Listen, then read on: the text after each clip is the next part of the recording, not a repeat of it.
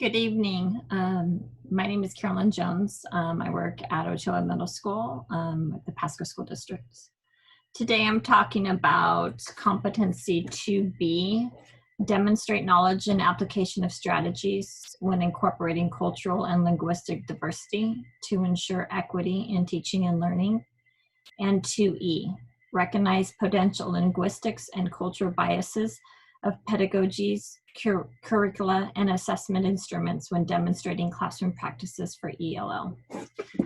So in our article that we read from Dr. Johnson on enhancing the investment through school and home connections, everything came back to relationships. We know that as teachers. We have to build the relationships with our students. We need to build the relationships with their parents, with the home life, build the relationships and figure out the cultural differences that our students have, build the relationships and understand where their deficits, both in academic, social, behavioral, all connect to. So relationships is going to be, the key thing that we need to, and especially moving forward with the distance learning 2.0 or whatever we do decide in the future, relationships are going to be a key component of that to figure out and find out our students trying to do things through these Zoom meetings or distance learning rather than face-to-face. A couple of other things the article talked about was getting to know the families will provide you as a teacher a window into their culture. So what is their home culture? What is the culture of their ethnic background? What is the culture of their dynamics? Is it a single family? Is it two parents? Is it a grandparent? But trying to figure out and making sure that those home visits happen or that we are communicating with our parents so that we can figure that out. The other thing that I wanted to talk about too is also the critical role that a student's feelings and emotions contribute to the willingness to learn. Our students come to us with many things happening at home. Many times they're not open to discussing them. Sometimes if you are in a school and you know prior siblings, or it may be that our students jump schools and so no one really gets to know. And that could be a coping mechanism that the families use also. A couple things for me in my experience that I wanted to talk about is, of course, building relationships. That's what we do. That's what we have to do. We have to get to know our students.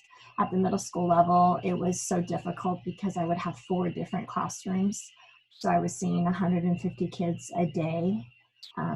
But those relationships were so beneficial and supported the students in the classroom, supporting them out on the sports field, in their band concerts, in their lives outside at the quinceañeras, at their birthday parties.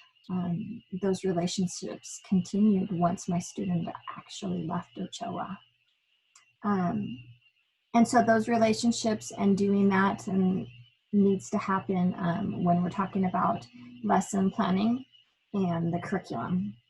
I've been out of the classroom for quite a few years, but I know that there are things that we have to be aware of in our curriculum so that the biases don't happen and the students don't feel uncomfortable and shut down.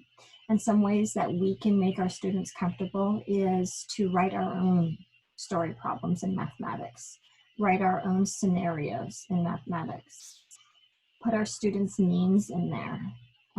If they're talking about their favorite dog and their dog's name is Ruby, put Ruby into a story problem.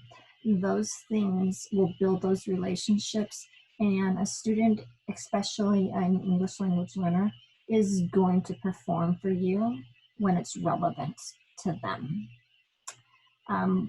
when we're talking about relevancy, one of the things that I did experience is I did experience item writing for the state.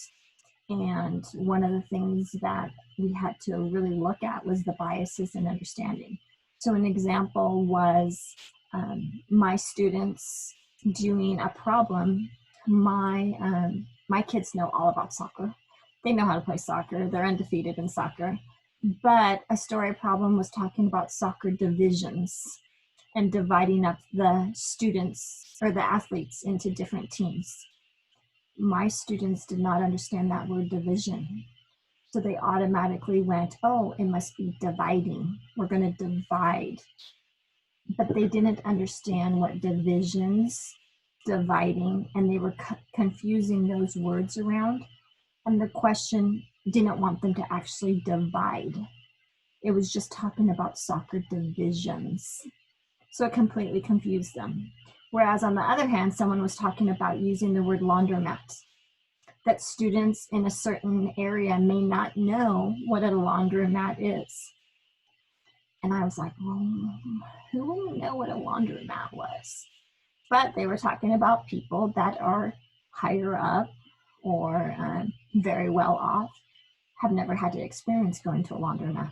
So they didn't know what that word was. So they automatically scratched that question out for the state tests. So once again, back to relationships. We need to know our students. We need to understand them and know where they come from so that when we are teaching them and assessing them, we are able to see what they truly do know rather than is there something that is catching them up or hindering them. Thank you.